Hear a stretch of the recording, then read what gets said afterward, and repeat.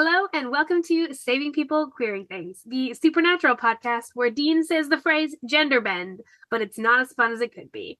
Today we are pulling up to season 6, episode 13, Unforgiven. I'm your host, August. My pronouns are they, them. I'm Elayna. Pronouns are she, they. And I'm KJ. My pronouns are also she, they. Welcome back, KJ. Hi, it's so good to be back. I love a KJ episode. KJ is the best. You're here so often now that I forget, and you've become such a staple on the podcast that I forget that, like, you're technically a guest host, and so I need to be like, right, and a returning guest.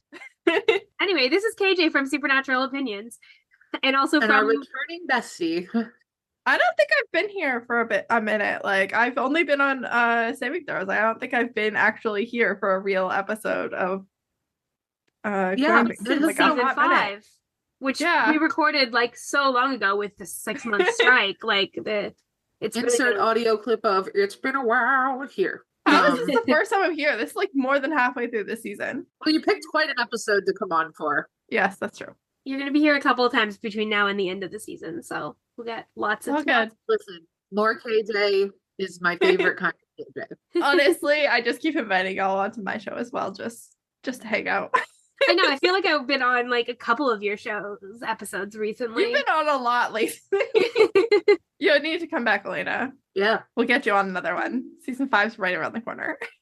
Yes. If you're not listening to KJ's show, Supernatural Opinions, you absolutely should be. I think at the time of this episode releasing, you will be releasing season 4. I believe you'll still be releasing season 4. Yeah.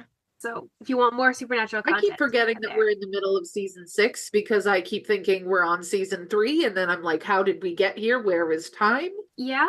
This is pushing us past like just about at the this is really pushing us to the halfway point of season 6. So yeah, if you're listening to this episode the week that is released, I am actually on Supernatural Opinions for a special Riverdale themed episode this week. So you should definitely go over and listen to that if you're at all interested in Riverdale, or if you know nothing about Riverdale. Yeah, we'll still have a good time. I promise. Yeah, I feel like that would be the more fun, because I don't know anything about Riverdale except that it is like unhinged CW nonsense. So I made Meredith guess as many things as she could guess happen, and then I made her watch the first and last episode and try to guess things that happened in the middle. Yeah, see, I would be totally game to do one of those, like, you read me, like, things that actually happened and then, like, one thing that didn't, and I try to guess which ones. Like, that would be fun. On Riverdale, that's a challenging game. Hard. On Supernatural, that's also a challenging game. Yeah. I would say Riverdale is more challenging. Oh, Riverdale is absolutely more challenging, because Riverdale, like, Supernatural genre bends, but Riverdale, like, genre bends. Yeah, it's they leaned into the cuckoo bananas and it paid off. They really did. Well, my question for you two today is, do you have a favorite flashback moment or scene, whether in Supernatural or another piece of media, considering this episode features a lot of like a flashback kind of moments? First off, do you like flashback stuff in TV? Oh, yeah. I wish you hadn't broadened it to everything, because now my brain is trying to think of everything. Okay, well, I'll narrow it then again. What's your favorite one in Supernatural? Like so far.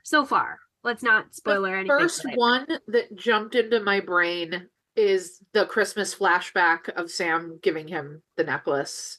I just think that moment is so wholesome, and I love how in the show, the way that they cut it, like he puts it on, and then the next shot is like on the necklace of like adult Dean walking into the room. It just, I get teary-eyed every time. Good editing too. I am a big flashback fan. I think it's a really good way to add some depth to your characters. I can't really go wrong with the Christmas one, but I'm gonna go with the OG, Something Wicked. Yeah. The original Supernatural flashback episode. Gotta love it. At least in its early seasons. I was also thinking about that one, partly because it's kind of got a similar color grading to what they do in this episode. This episode, they do a bit more fully black and white, but that episode, they also color grade some of the flashback stuff in that kind of sepia, desaturized. If I could open this back up a minute to other media. Please do. The episode of Bones where we find out about the first case that Bones and Booth worked, that like ruins Sweet's whole book and like their whole origin story. That's it. Good choice. Good choice. What do you mean that the slow burn that we've been waiting 5 seasons to get together kissed before we ever even met them. That's not a thing. Well, those are great answers. And if you're listening, let us know. What's your favorite flashback scene in Supernatural and or in another piece of media? If you don't like flashbacks, I'd also be interested to hear that. If you like really don't like them at all. or if you have like a favorite flashback and like a least favorite flashback, because I definitely have some of those. Yeah, especially like Good Omens is full of good flashbacks. Oh, Good Omens is like built upon the premise of like having flashbacks. Yeah, like I really enjoy the concept of like you get these characters and they have like thousands of years of history, and just throughout the show you just keep catching glimpses of how they became who they are. Like it's a really cool structure for a show. Yeah. Yeah. Oh, I just realized I have a least favorite Supernatural flashback. I'd be really big, so it's spoilery. Sam season 8. Just any Sam flashback. I'm yes. so with you, KJ. I love that we know.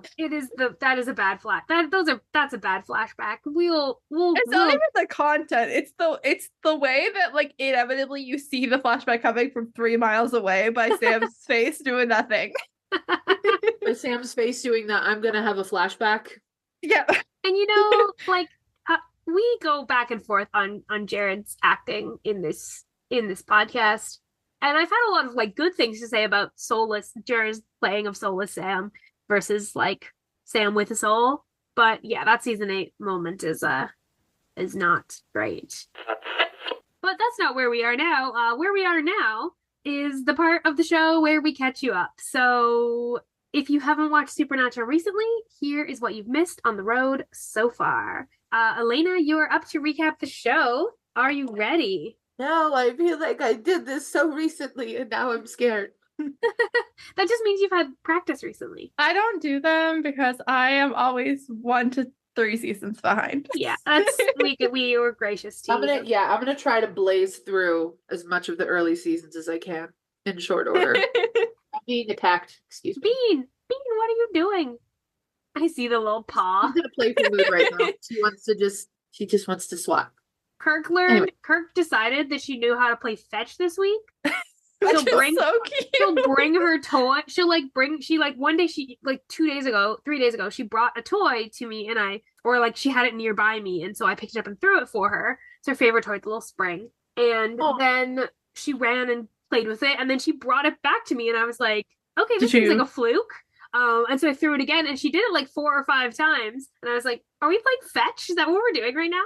That is 100% what she was doing. And then I was like, okay, is this a weird fluke? She didn't do it the next day. I tried to get her to do it. She didn't do it. But then now 2 days in a row again, she's done it. So now I think it's just she knows how to play fetch. That is 100% I think she just knows how to play fetch. One of my favorite videos that Jay ever did for social media was one of his dog back when he had her, and he made her do she actually did fetch. And he posted it, and it was the cutest little video. And he's just like, guys, we made fetch happen. It's like, oh, no. I had a black lab. I had many black labs, but in particular, I had a black lab while I was in high school. And I'm very familiar with the game of fetch. They will play fetch forever. Get a Chihuahua because I need you to have like a Chihuahua in your purse because it gives Supreme Courtney vibes. It is not 100% certain, but it's looking really good. Yeah. See, I'm used to dogs playing fetch. I'm like, that makes sense. Dogs play fetch. When a cat plays fetch, I'm like, there's something about that. That's just she's a little smarty pants. Yeah, when you're ready, I will count you in. Okay, go ahead. 3, 2, 1, go. Okay, so Sam and Dean are brothers, and they hunt monsters, and their dad dies, and then they all die because Dean dies in season 3 and Sam dies in season 2, but then everybody gets brought back, and then there's a gay angel that shows up, and then they have to deal with an apocalypse, and then one of them sleeps with an angel, one of them sleeps with, a demon, and it's all very heaven and helly, and then they stop the apocalypse, and Sam goes to hell, and it's awful, and then he comes back, and he's like, I don't have a soul, I suck, and then Dean is like, but you need to have a soul, and so they shove it down his gullet, and now he has a soul again, and they're on a weird case. Wow. 10 out of 10. 10 out of 10 recap.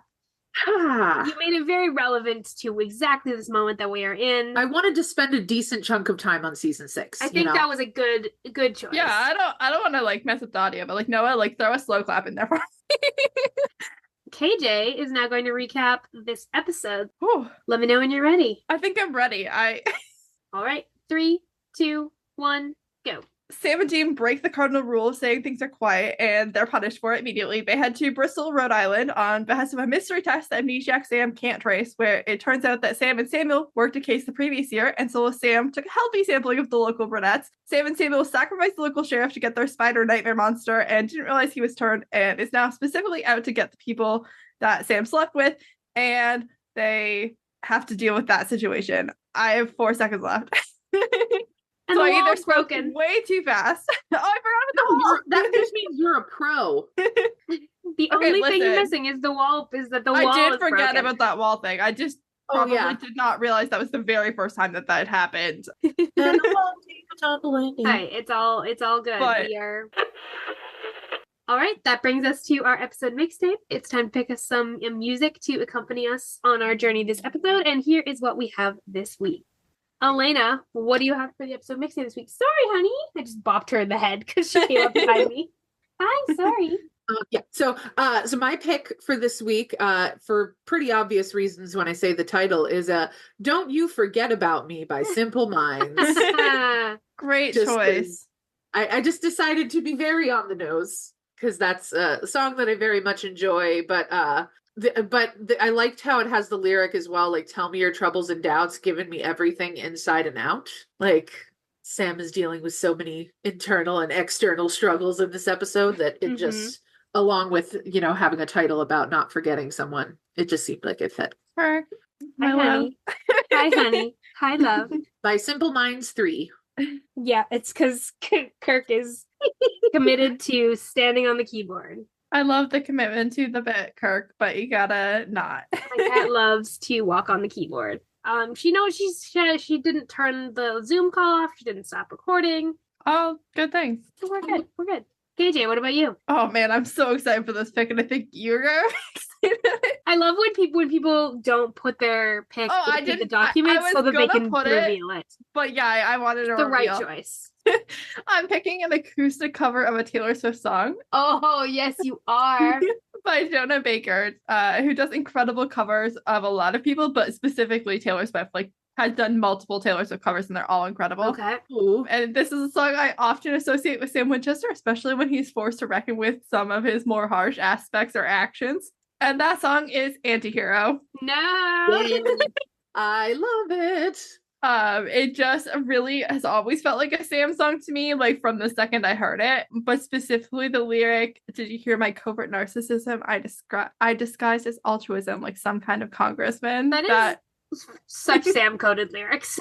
Such Sam-coded lyrics. Yeah. I don't know how I didn't make that connection before. Probably because the one that I watched, like the video I watched, was like a Dean edit. I also think that song works really, really well for Dean. Oh, but that lyric works so well for Sam. Specifically that. And also it's the same like verse as like "Too big to hang out, slowly lurching towards your favorite city." And like all of it's good. All of it's good. Taylor Swift Chef's kiss. Just No, Jonah Baker. I'm gonna have to look that up. Yeah. His covers are so gorgeous. Like, so gorgeous. Love a good acoustic cover. I was waffling between 2 song choices today, but I think the one I'm going to go with is "The Boy Who Blocked His Own Shot" by Brand New.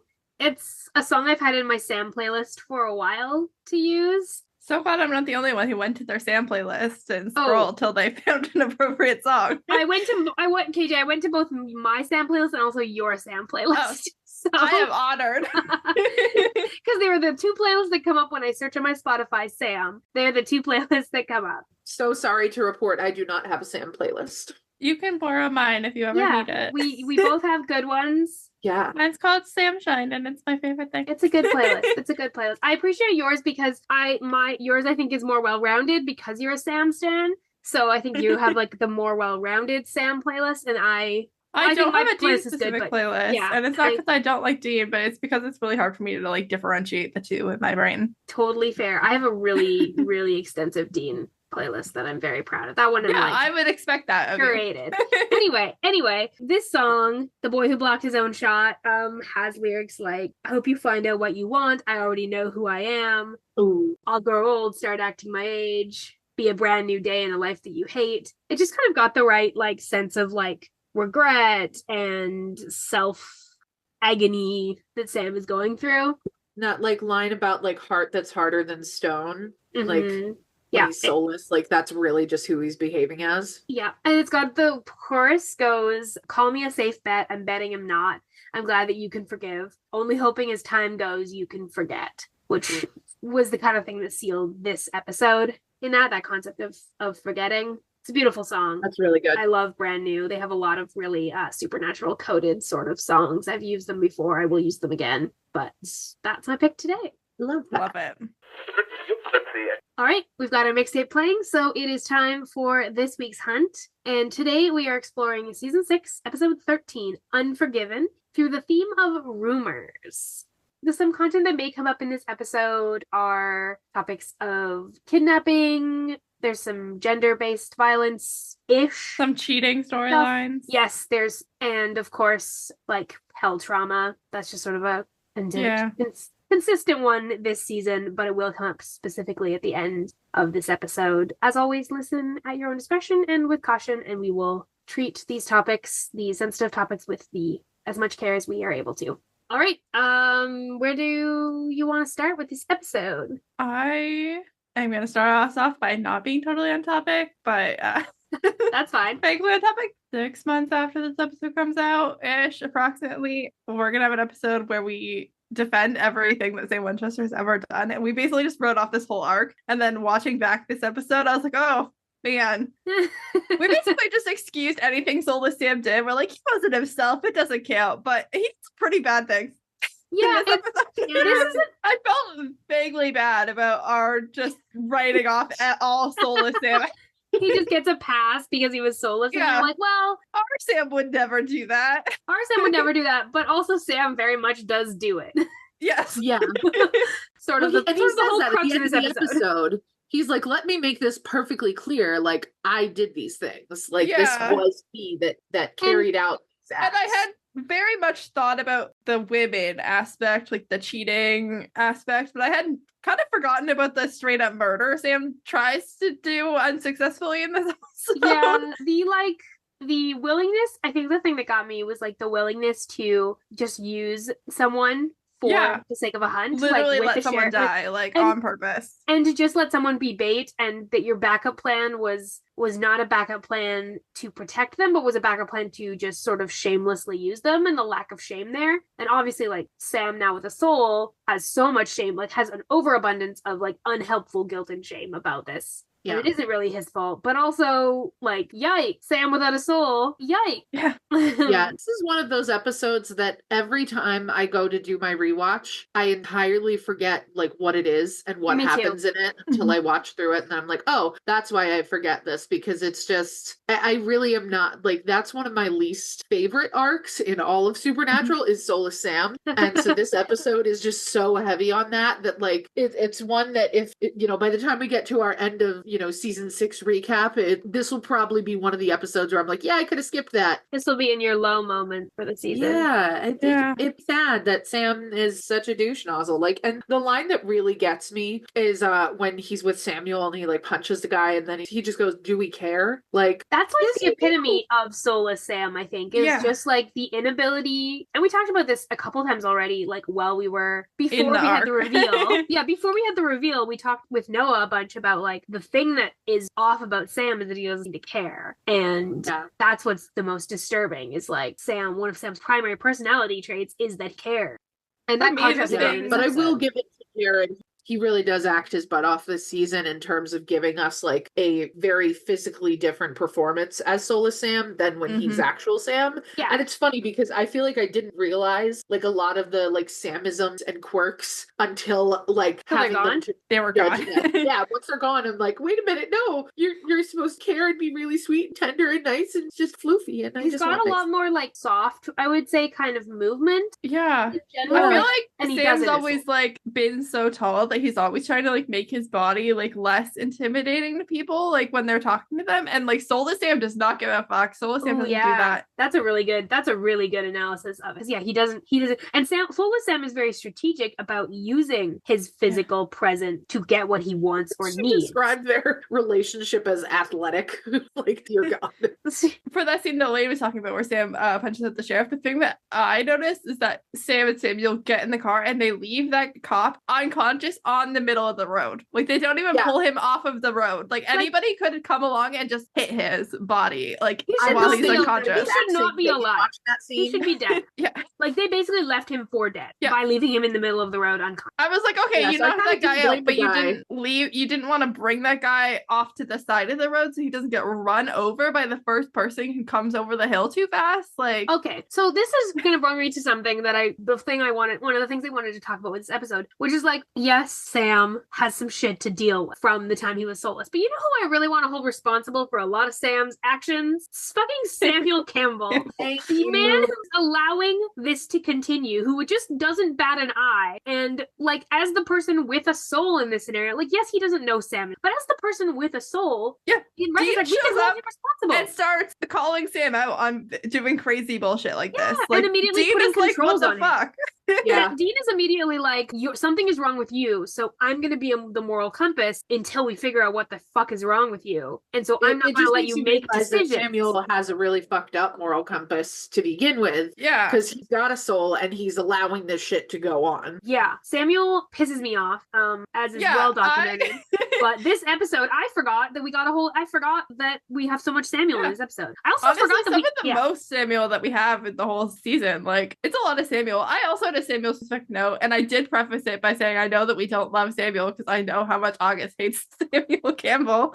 But well documented. There is actually a moment in this episode where Samuel Campbell is taken a bit aback by Sam's like stone coldness. Like, he is like visibly disturbed. And like, I don't want to sympathize too much with Samuel Campbell, but like, do you think that there was a moment where he was like, my sweet baby girl gave birth to this monster, and then he met Dean, who is so much like Mary, like not poor Samuel, but also poor Samuel. Like, he wants a little bit of his child. Like, he lost his child, and this is what he has.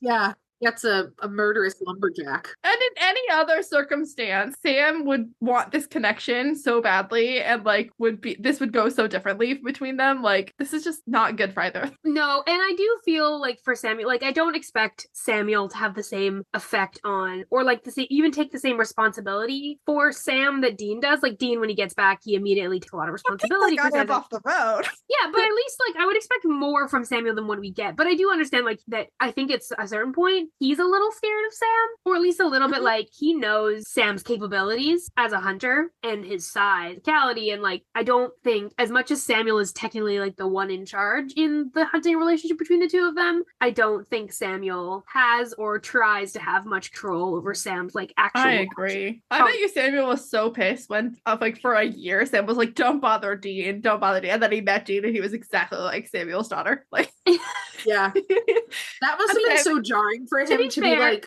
Samuel is an absolute ass to Dean immediately, which also tracks with him and Mary. Like, he's also an absolute ass to Mary. So like, I think because you love someone doesn't mean you're not is a jerk to Mary, but I do also think he does genuinely love her. So yeah, he's one of those like obnoxiously complicated dad figures that Eric Kripke loves to shoehorn into things. Yeah, even though he wasn't as involved this season, like it's still that presence still felt. Yeah, well, okay. Speaking of presences being felt, we get like a John reference. Oh, I do not love that. Yeah, and we don't. Yeah, and like we get the conversation really early on when they realize this is a case Sam has already worked on, and Dean says, like Dad had rules about like not crapping in the same place twice. We've never heard these rules before, by the way.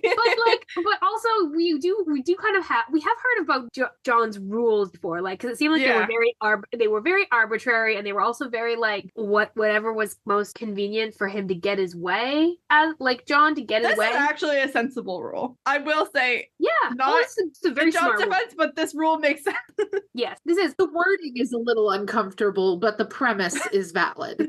Yeah, Oh yeah, they absolutely should have sent Bobby and Rufus in on this one. I don't know why I don't know why they split up. They split up. Like you have Sam who does not remember what he did on this previous hunt. You know what Sam was like solo. You have had evidence of what Sam was like solo. Why would you split up during this hunt? Dean needs to stay with him because this whole like situation doesn't play out the same way if Dean is with Sam. Because then when someone starts recognizing Sam, when the sheriff, like the deputy recognizes Sam is not like by himself getting arrested. It's just make smarter choices. I just wanted them to make smarter choices. The choices that they acknowledged were options in this episode and then didn't make. To actually stay on the topic of rumors.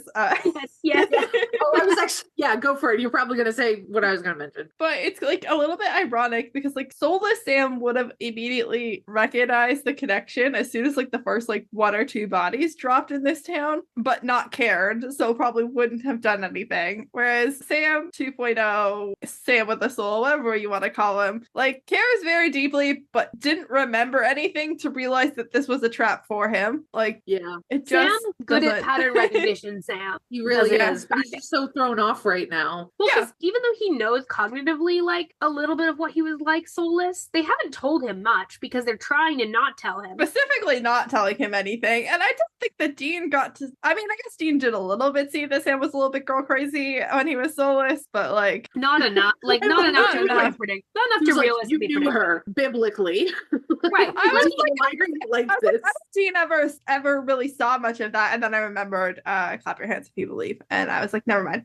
No, he definitely knows that Sam without a soul is. But I don't know if Sam does that, because I don't know if that would be in detail that Dean would have shared. Well, again, because Dean is actually really actively trying to share no details. No details. And I don't think that's a detail that Cass would have shared, so. No, it's not. It's also not an important tell. Like it's. Yeah, not a detail Cass would have probably known about or bothered sharing, because it wouldn't be deemed important to him. So it really puts them in this spot where no one has the information to predict this turn of events or to like recognize it before it comes. This is one like very small thing, but I specifically was like, oh my gosh, like I feel like August is gonna mention this, but I don't see it in your notes. The red shirt comment. Oh, did I miss? I must have fucking missed that. Yeah. Okay, back me up. Where did this like red shirt comment happen? I somehow missed that. Says like, like what are we, like, red shirt or something? Like he makes a Star Trek reference. Star Trek reference. I love a good Star Trek reference. It annoys me that it's from Samuel, but you know what? It has to come from. It's coming in the family. It makes sense. Samuel, Mary. They're all freaking nerds. They're all freaking nerds, and like Dean had to get it, and it means that Dean got the Star Trek references from like his mother's side of the family, which I appreciate. I like the that you're suggesting that it like Star Trek is like an inherited genetic trait. Like absolutely, I am suggesting that. That's fantastic. But yeah, that was a pop culture reference that I particularly enjoyed. There's a few good ones in here. What is this? Days of Our Lives? My partner and I believe you have amnesia.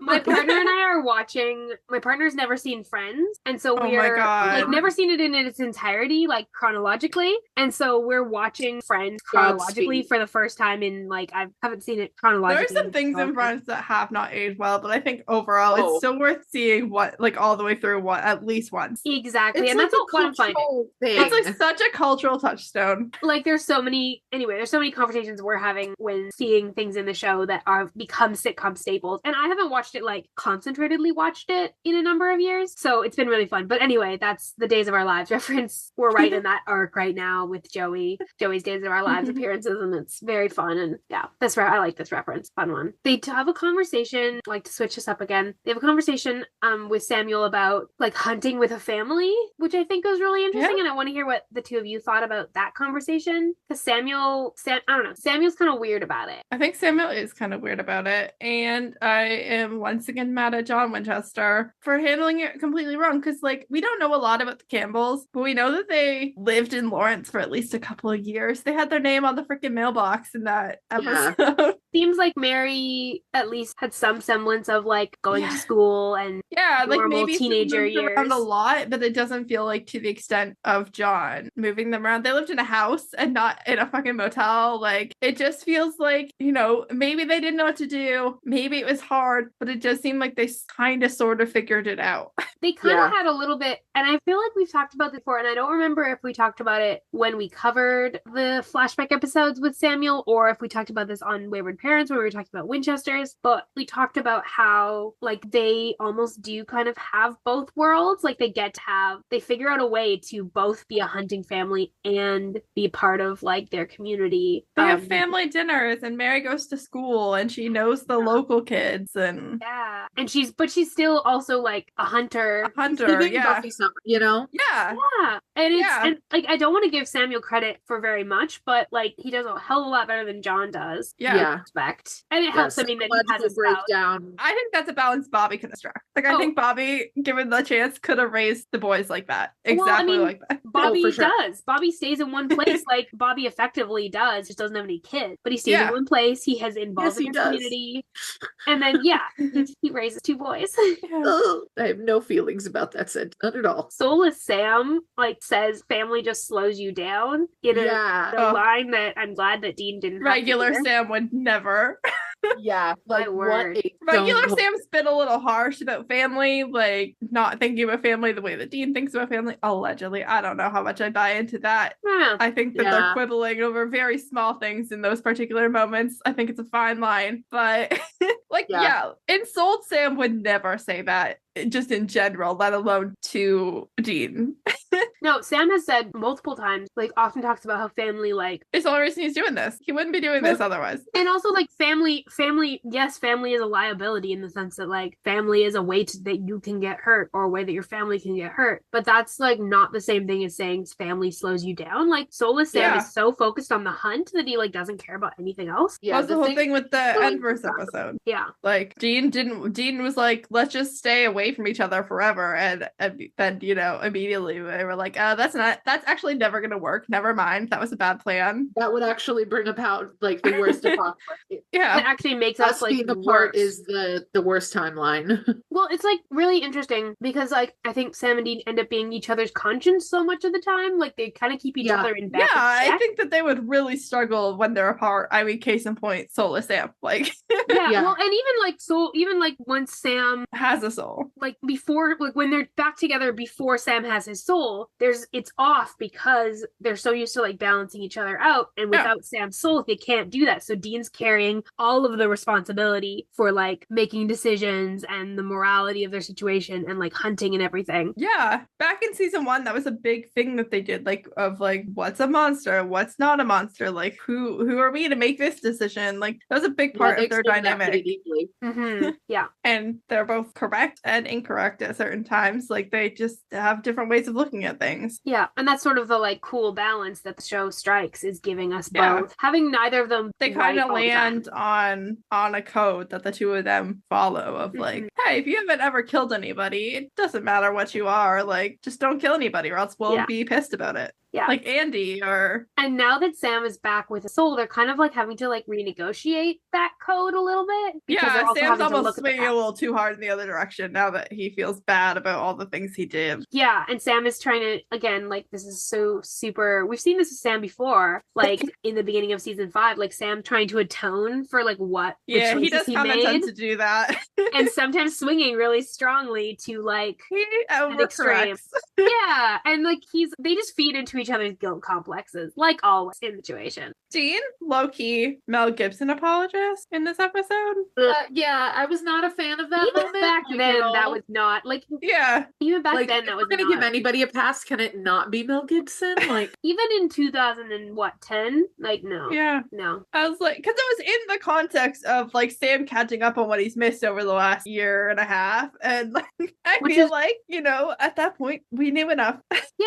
We didn't need to do that. Absolutely. I did like the kind of aspect about this episode where like Sam doesn't remember being soulless, so he doesn't remember this case at all. And then the people who are in the town who know things that happen don't know that monsters exist. So they also don't know what happened.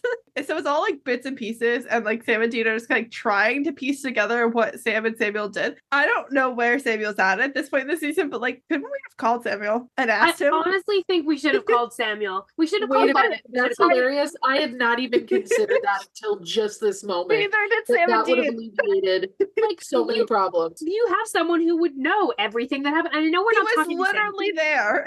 I know we're not talking to Samuel because of the whole crowd. Like, I know this complicated Samuel, but like, But this feels like a time that we make an exception. yeah. Or Yeah, we call like- Bobby. Like, if we can't call Samuel, Bobby call and Bobby. Bobby to call. Yeah, have Bobby call Samuel. Play with down the lane so that you don't have to deal with him, but you still get your answers. Honestly, it didn't really occur to me until I was partway through that sentence. I was like, wait, couldn't they have just called him? And then I was like, wait, maybe I just don't remember where we last left off with Samuel. Maybe there's a reason we can't call him, but it seems like we could just pick up the phone. Yeah, wouldn't have killed them. No. Actually, In fact, probably would have probably saved Sam's a few life. people. Possibly Sam's, because like now Sam has like done some damage to the wall. Like Yeah. the wall is in jeopardy. Well, yeah, like we're risking this whole episode, and Dean knows it. Like Dean says it. He says, you know, like every time you scratch that wall, like you're playing Russian roulette. Like we are just risking it every time we feed that information. Two other references that happen in this, and I am consulting with the Supernatural Wiki to kind of help me with not missing any Love the references. Supernatural Wiki. Sam and Samuel use aliases from Ayn Rand's novel, The Fountainhead, which is super interesting. Again, really indicative of the kind of way they think about hunting. If you don't know anything about Ayn Rand or The Fountainhead, they are based around the philosophy of objectivism, which is like highly, highly, highly individualistic, like based around individual self-interest. Really interesting that like that's something That's they the use thing. characters from that novel as Yeah. their like aliases. That's a choice. Yeah, a really interesting choice. The other thing that we did not mention when we were talking about Days of Our Lives is obviously Jensen Ackles connected Days of Our Lives. We did not explicitly mention that, but in case you didn't know that Jensen Ackles played on Days of Our Lives. I like when they. Oh wait, I did not remember that was the specific show that he had been on. Yeah. So it's fun that it's fun when another That's character the one. because they won't usually get Jensen's like they usually don't get Dean to make those comments about Days of Our Lives, but they do like to have other characters reference it. Yeah. Lots of Spider-Man references in this episode too, which makes sense. We're dealing with like a spider monster. Spidery. Also, I don't know about y'all, but for me, like one of the most forgettable monsters that So they forgettable. ever made. Like So forgettable. Which is Unfortunately, actually a problem based on the conclusion of this episode, which basically implies there are at least 9 of these things out here. yeah. Like, and they're just out in the world. I mean, season 6 is kind of like that. Like, there's like crazy monsters kind of everywhere throughout the whole season. But like, boy, oh boy. Loving this fact about the sign. Yeah. Do you want to? What is this? Yeah. So when they ride into town and there's like the Bristol, Rhode Island, the sign says where memories are made, which is just fun. Yeah. I've definitely seen that before, and I just forgot about it, and then didn't even connect it to this episode. But I've definitely seen I didn't this. notice it until I was looking at this. I've definitely seen this screenshot on like a Tumblr post or something before. This is also the origin episode of the whole like Sam's cursed penis. I would argue that. I would argue against that. I mean, it's coined after this, but like it was coined before this, like with like I would say back in like season 1, that was pretty well I think established. season 2 is really when it gets really solid, like after Heart. Sarah was like, Sam was like, yeah, but that's like two characters dying. Like that's not great, but it's not like necessarily like every single person. Once it happens 3 times, which is But yeah, I think that this episode kind of like just adds fuel to that fire of like 100%. Literally, all of Sam's every person that Sam slept with. Yeah, that's a lot. Quite the curse, that boys. I would just like to say. Assuming that everyone's got their souls intact, it is obviously the person who is in a partnership. It's on them not to cheat on their partner, but also if you know that somebody's in a committed relationship, don't sleep with them. Yeah, you know what? Yeah, like you can choose not to do that. Yeah, it's not your responsibility because it's not your relationship. But also, like if you know that person's in a relationship, you can just find someone else. Well, yeah, big world. Lots of people who aren't in relationships. You don't need to contribute to someone cheating. Yeah, you can choose not to do that. You can choose not to do that. If they really want to sleep with you, maybe they need to go and deal with their current relationship first. Maybe that makes you maybe that's the ethical thing to do in this scenario. Yeah. Like, I hate when, like, the other women or, like, the other guy gets, like, fully blamed for the cheating, because obviously the person who cheated on their partner is a significant blame, but also, like, yeah, if you are that other person, you can choose not to. Well, yeah, if you know someone's in a relationship and you participate in that, that, you know, like, yeah, you're not cheating, but that does not make you a good person. The actress who plays the sheriff's wife in this episode, Brenna, she used to be a recurring character on Heartland for, like, several seasons. She played Tim's girlfriend Janice, and that is all I see when I see her. Yeah, I was not familiar with her. Well, apparently Heartland and Supernatural were two of the 10 most streamed shows in 2023, so good for them. Good for them, honestly. That's an impressive statistic. Heartland's going into its like 16th or 17th season this year, and Supernatural. Yeah, it's the longest running Canadian show. Did not know it was still running. It is still running, and I still watch it. I've watched it since I was a kid. Hilarious to me as an American. I've never heard of this show before. It's a Canadian show. It's on the Canadian channel CBC. It's the longest running Canadian primetime series. It's been on since I was like a kid.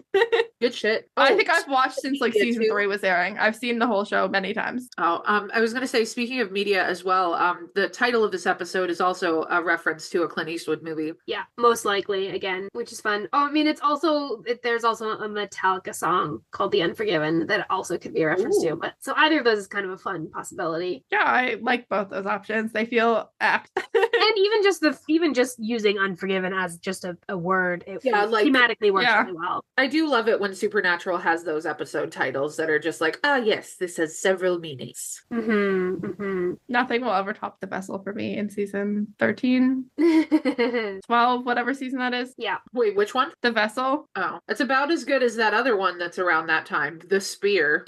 Sometimes a title is just a title. Sometimes The Vessel is like a triple layer. Like it is. The Vessel really is.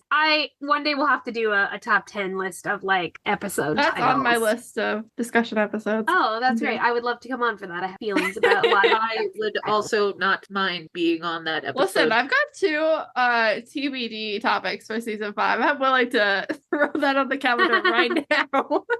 Just do it real early. I guess it doesn't have to be non-spoilery for a discussion. No, the discussion episodes can be about whatever. So that would be fun to do. Listen, I'm gonna throw it on the calendar for real. Do it. Boom. It's also like worth noting, like the monster that they've never really heard of, like Samuel or Sam or Jean. Like it's not like a werewolves running around this town. It's like this monster that nobody's heard of for like 2,000 years. Yeah, and again, is also not a monster that will come back. Yeah. So this is lost canon. This is just something that they do once and then they leave. And again, the implication at this end of this episode is that there are 9 or 10 other monsters like this running around thanks to these 2 incidents. Just not going to worry other about people, possibly. Yeah, we're just not going to worry about it. Not going to worry about that again. We're not going to worry about this invasive species of spider people. But one last thing I'll say as well, I'm really curious of like when y'all first saw this episode, if you like how you reacted to the fact that the wall broke that fast. We got one episode and he's shaking on the floor. I think that I speed ran when I was watching the show. Okay. Me too. So I don't remember my reaction. I do think watching it this time has reminded me how quick that turnaround is between he gets his soul back and it's pretty immediate. And I think that's always how it sticks in my mind, is that like they put up a wall and it's just the flimsiest. Like it doesn't even take anything traumatic. Like he doesn't really have any like significant trauma in this episode that breaks the wall. It's just remembering a random ass case. It's not like he gets hit on the head. It's a really good point. Yeah. Like this is a flimsy ass wall, which like Death did say, but yeah. Yeah, I agree with everything that was just said. I forgot that it happened this early and that it was like, this is it. This is the wall breaking, because like in my brain, like that is not a thing that we're worrying about in this storyline, but I guess it happens out of frame. Yeah, I did kind of think of like why this particular moment, like why didn't they choose something a little more Why not in the specific? aftermath of the fight? Why not Right. when Sam was remembering something specific? Like, Yeah, it's just like they're just having a conversation a couple of hours later in the motel room. Like it's yeah. And it's not even, it's just like, oh, wow, this case was crazy. Like, it's not like they're having some like deep conversation. And it's also not like we've had any like real in this episode. Like I think they could have added in some like almost some moments where he's almost flashing to hell and we can tell that it's breaking before it actually breaks, but we just get it immediately we just get it breaking in one swoop basically at the end the last 30 seconds of this episode. I feel like I'm gonna start doing this with like season 6 episodes because I remember that was when I was in my peak. Like, And you're watching live at this point. I use Twitter for Supernatural rewatching. I just searched back using the advanced feature, and from February 11th, 2011, I was like, needed a 5-second break from this massive amount of homework. New Supernatural tonight since I have off work. See, Oh, this seems to be a so feature cute. of the show now is can get Just of season 6 Your because life- I don't know. specifically remember watching season 6 and like actually like loving season 6 like at the time. I just feel like, you know, if you go through it really fast, then only the good episodes stand out. Like, that is very true. And that is very true. I think season 6 is a little bit of a, like the first watch of season 6 is a little bit of a blur to me. I remember my first watch of the Crypt Keeper really strongly. And I remember when I started watching like live, which was around season 8, but there's some blurry stuff in the middle. The gambler You're is just a little think about blurry your to life me. pre-Supernatural. Yeah. I was a teenager yeah, same. and I'll be 30 soon. So that's fine. I think that brings us to the end of our episode discussion. So that takes us to our final portion of this episode, which is our character blessing. KJ, who would you like to bless this week? I think it's pretty obvious who I would like to bless this. I think in my entire history of queering things of here, I think I've only not blessed Sam one singular time. Actually, I remember that one He singular time. really needs it this week, though. He does need it. So I am giving it to Sam. All of my blessings and all of my love. Yeah, it's been a rough time, and we're very glad to have Sam. This is a week where he does particularly need it, which is weeks I tend to be here, honestly. That's probably why you put this out, honestly. Yeah. Elayna, what about you? So I would like to bless Brenna because Valid. she didn't do anything, and she had to like not only like lose her husband, but then had to like reconfront that and then see what he became, and then like it just It killed her husband in front of her, and that's never great. No.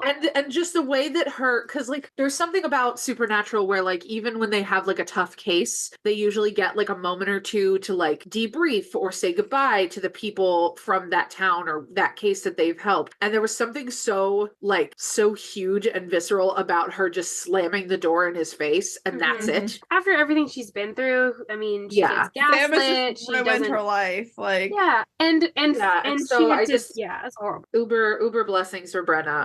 I hope she's doing well. Well, that works out really well because I was gonna bless Roy, her husband, who didn't deserve to be bait without his consent, who was on board to help the Winchesters and like help Samuel and Sam with this case, and just gets entirely screwed over and then killed again. And it just doesn't get any redemption. It's just a tragic ending, and I wanted to offer a blessing for that sort of storyline because that's always really rough to see. Like I agree with Elayna. We often do get a moment of like some sort of closure, and there isn't that with any of the victims in this episode. Like it makes sense for what happens in the episode, but it doesn't make it hurt any less, No, I'm really sad because when we cover this episode, it's gonna be no death on the death count because everybody's a monster.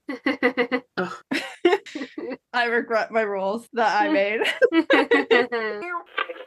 Well, with those blessings, that will bring us to the end of this episode. Thank you, Elayna and KJ, for being here, for all your wonderful insight. Thank you for having me back. I know you guys always say I'm welcome back, but it is really nice to come back so often.